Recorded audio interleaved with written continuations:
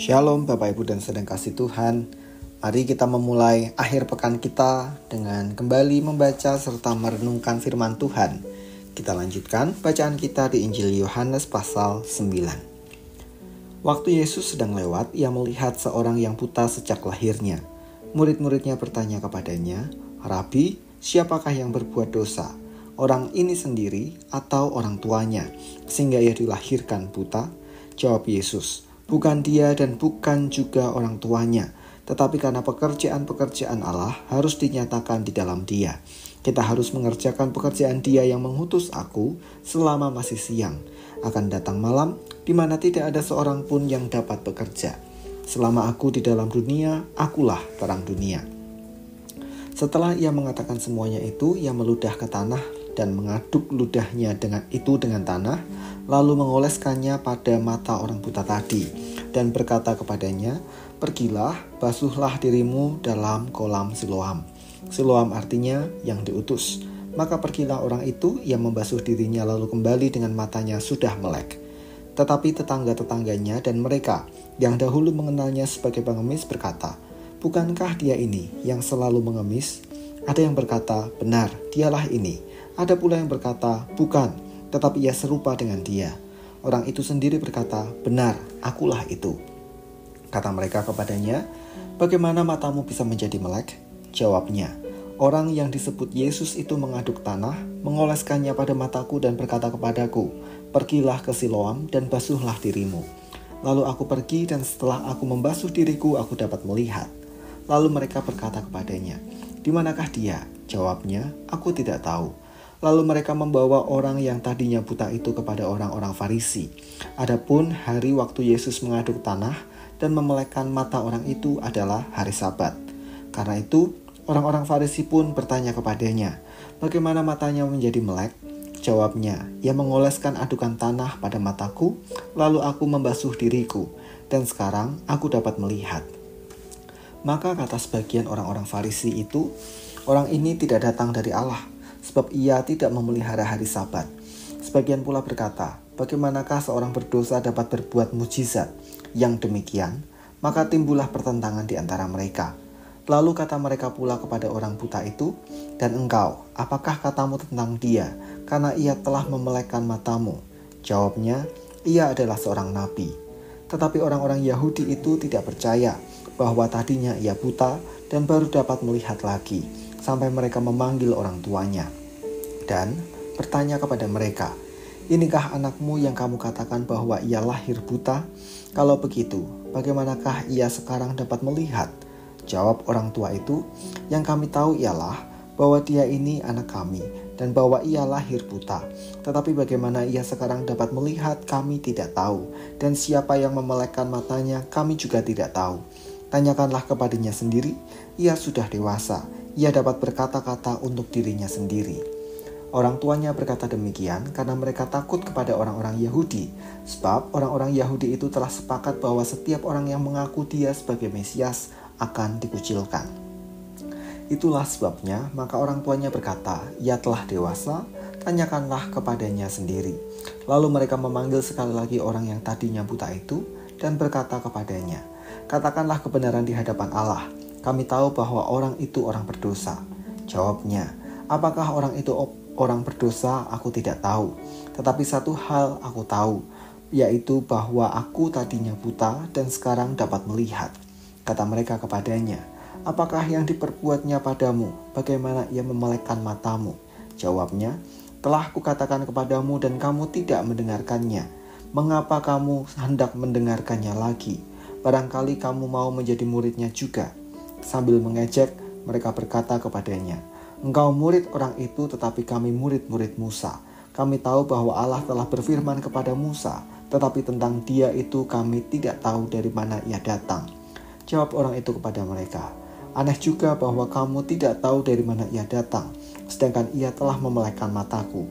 Kita tahu bahwa Allah tidak mendengarkan orang-orang berdosa, melainkan orang-orang yang saleh dan yang melakukan kehendak-Nya. Dari dahulu sampai sekarang, tidak pernah terdengar bahwa ada orang yang memelekkan mata orang yang lahir buta. Jikalau orang itu tidak datang dari Allah, ia tidak dapat berbuat apa-apa. Jawab mereka, "Engkau ini lahir sama sekali dalam dosa, dan engkau hendak mengajar kami." Lalu mereka mengusir dia keluar. Yesus mendengar bahwa ia telah diusir keluar oleh mereka. Kemudian ia bertemu dengan dia dan berkata, "Percayakah engkau kepada Anak Manusia?"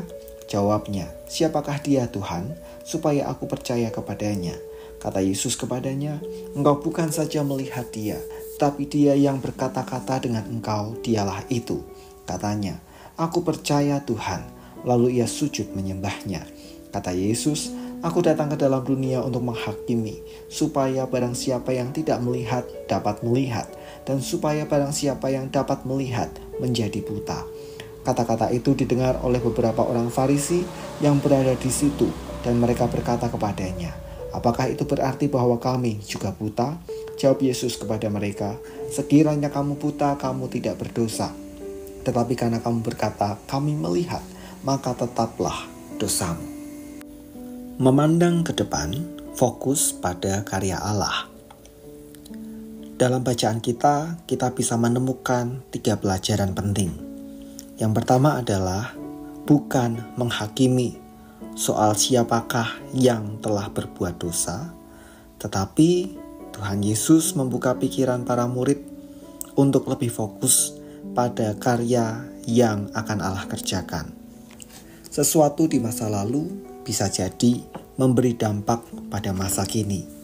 Namun, alih-alih terkurung dalam penyesalan tentang apa yang sudah kita lakukan di masa lalu, Tuhan Yesus mengajak kita untuk melihat pada karya apa yang sedang Allah kerjakan.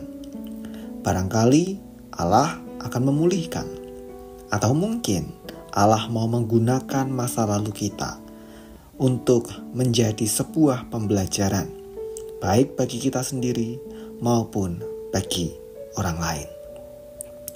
Yang kedua, dalam bacaan kita menemukan Tuhan Yesus mengaduk ludah dengan tanah, kemudian mengoleskannya pada mata si orang buta.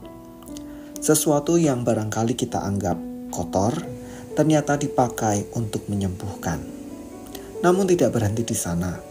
Tuhan Yesus kemudian meminta orang itu untuk membasuh diri di kolam Siloam. Kolam Siloam menjadi tempat berkumpul orang-orang yang merindukan mujizat, dan Tuhan Yesus menggunakannya sebagai sarana kesembuhan. Dari bagian ini kita bisa melihat Tuhan Yesus sanggup memakai yang kita anggap kotor atau suci untuk menjadi sarana pertolongan bagi kita. Yang terpenting, jangan sampai kita melewatkan bahwa pertolongan dan mujizat yang sejati adalah Yesus Kristus sendiri. Yang ketiga, kesembuhan yang dialami si orang buta menimbulkan pertanyaan besar. Mereka yang mengenal orang buta itu dan melihatnya sudah sembuh menjadi heran dan bertanya siapakah yang menyembuhkan dia. Ia menjawab, ia telah disembuhkan oleh seseorang dengan nama Yesus.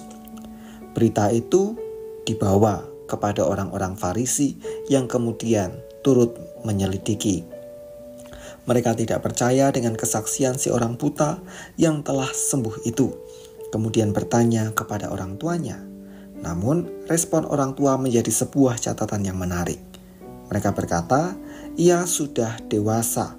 Ia sanggup berkata-kata untuk dirinya sendiri.